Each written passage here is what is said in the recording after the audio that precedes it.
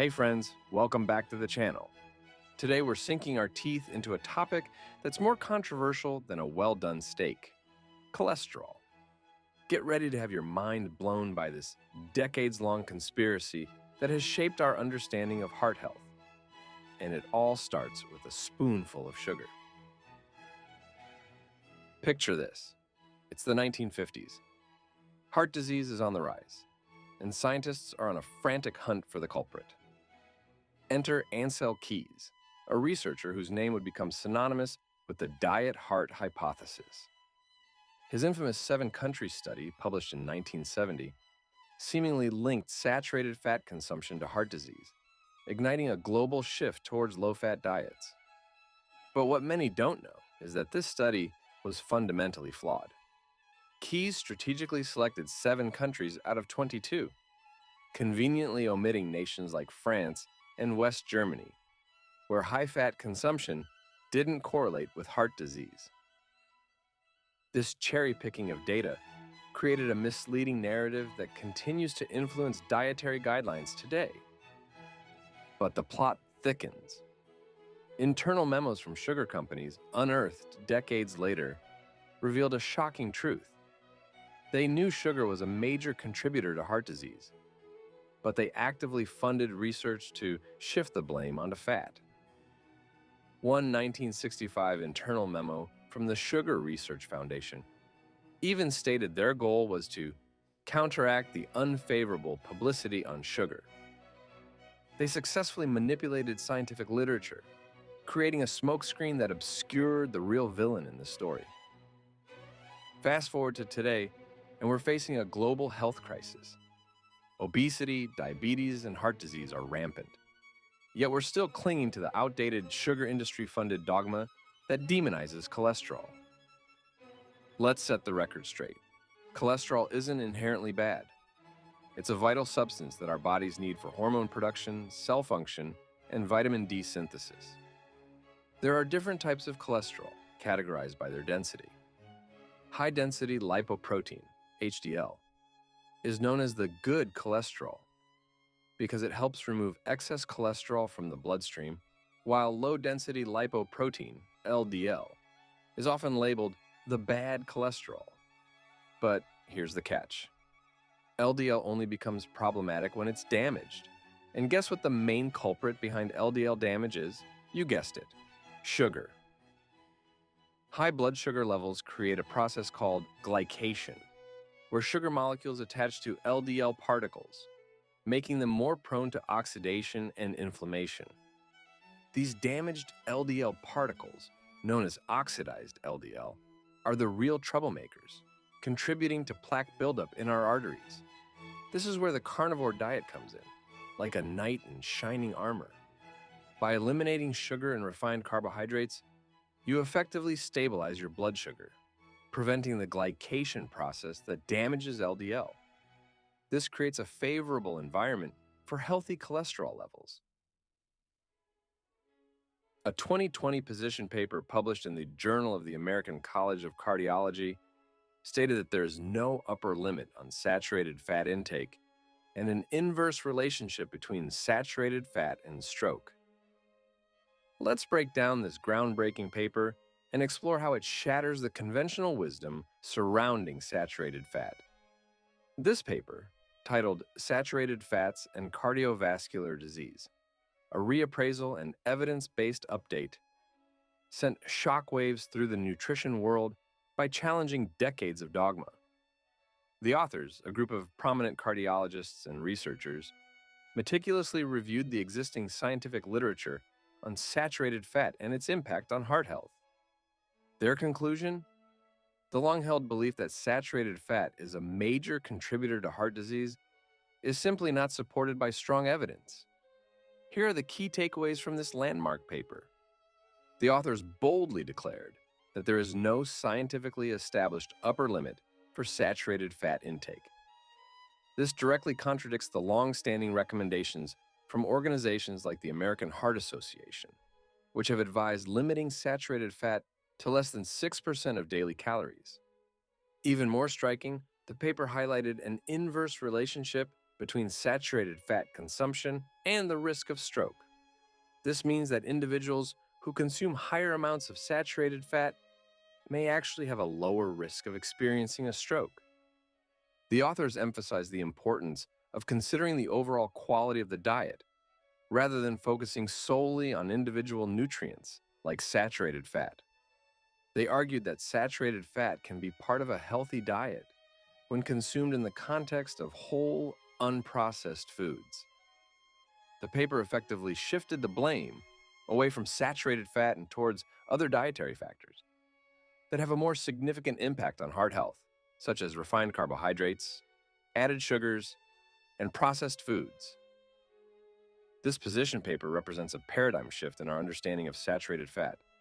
It challenges the deeply ingrained notion that all fats are created equal and highlights the need to move beyond simplistic, reductionist approaches to nutrition.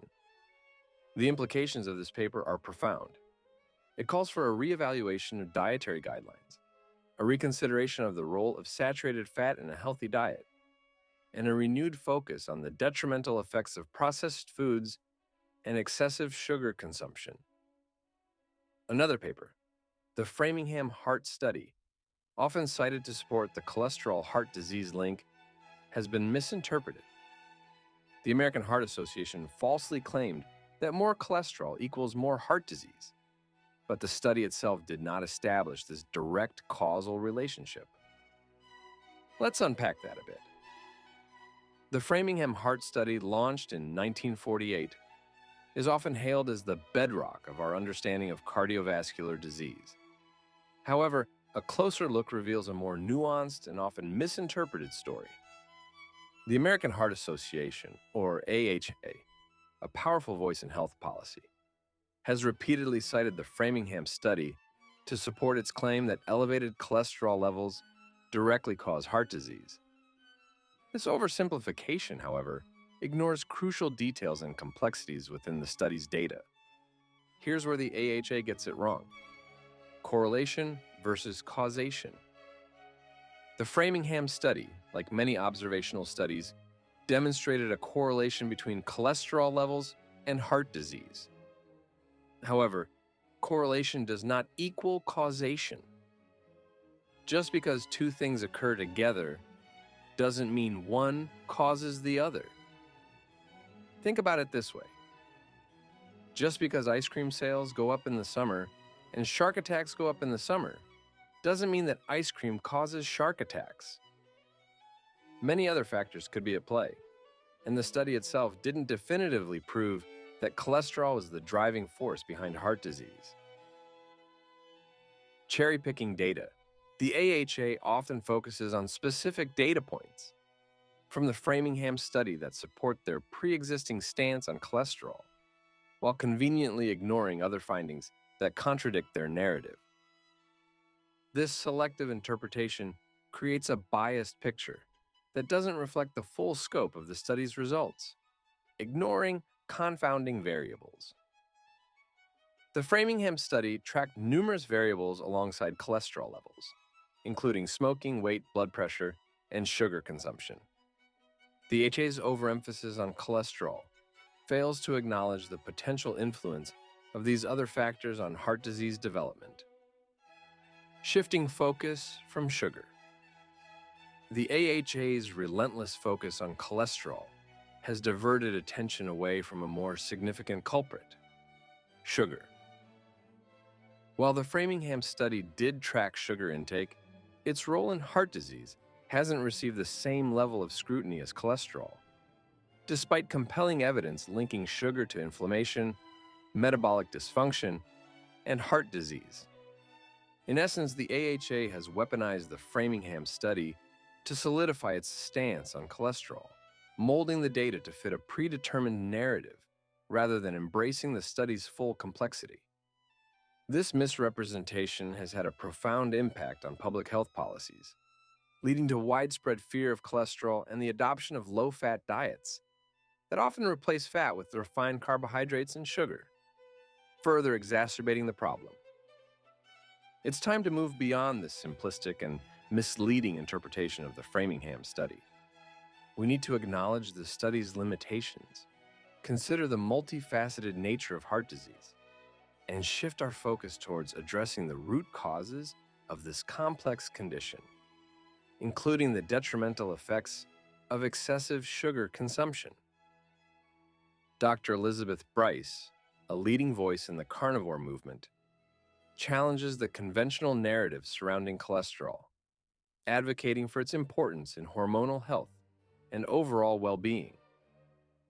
She argues that the widespread fear of cholesterol, fueled by decades of misinformation, is unfounded, and that a high-fat carnivore diet can actually improve cholesterol profiles and reduce heart disease risk. Cholesterol is essential for hormone production. Cholesterol serves as the foundational building block for all steroid hormones, including testosterone, estrogen, progesterone, and cortisol. These hormones play vital roles in regulating mood, energy levels, libido, metabolism, stress response, and numerous other physiological processes. Without sufficient cholesterol, our bodies simply cannot produce adequate amounts of these crucial hormones. Our bodies can synthesize cholesterol internally, but this process requires an adequate supply of dietary fat. When we restrict fat intake, as many conventional diets advise, we limit our body's ability to produce the cholesterol it needs for optimal hormone production. Dr. Bryce emphasizes that meat, particularly fatty cuts, provides a rich and readily available source of cholesterol. She argues that consuming meat as part of a carnivore diet ensures an ample supply of cholesterol to support healthy hormone levels. She points to clinical experience and anecdotal evidence suggesting that a carnivore diet can lead to improvements in cholesterol profiles. Many individuals on a carnivore diet report increases in HDL, good cholesterol, and decreases in triglycerides, both markers associated with a lower risk of heart disease. She argues that the focus on cholesterol as the primary driver of heart disease is misguided. She emphasizes that factors like chronic inflammation, insulin resistance, and oxidative stress play a more significant role in the development of cardiovascular disease. The carnivore diet, she contends, addresses these root causes by eliminating inflammatory foods, stabilizing blood sugar levels, and promoting a healthy metabolic state. Dr. Bryce's perspective challenges the status quo and encourages a reevaluation of our relationship with cholesterol. She advocates for a return to a more natural, ancestral way of eating that prioritizes nutrient-dense animal foods and recognizes the vital role of cholesterol in human health. While more research is needed to fully understand the long-term effects of a carnivore diet on cholesterol and heart health, Dr. Bryce's insights offer a compelling alternative to the conventional, low-fat approach that has dominated dietary advice for decades. The demonization of cholesterol has been a carefully orchestrated campaign, fueled by flawed research and the sugar industry's vested interests. It's time to reclaim our health and embrace a way of eating that aligns with our evolutionary heritage, the carnivore diet. By eliminating sugar, prioritizing nutrient-dense animal foods, and understanding the true role of cholesterol in our bodies, we can take control of our health destiny. The evidence is mounting, and it's pointing us towards a future where we no longer fear fat, but embrace it as a vital component of a vibrant, thriving life. I hope this information helps you navigate the confusing and often contradictory landscape of nutrition science. Remember to always question the status quo. Consult with your healthcare provider, but also listen to your body. Don't forget to like and subscribe and hit that notification bell for more myth-busting content. Until next time, friends, and remember, live long, live strong, go carnivore.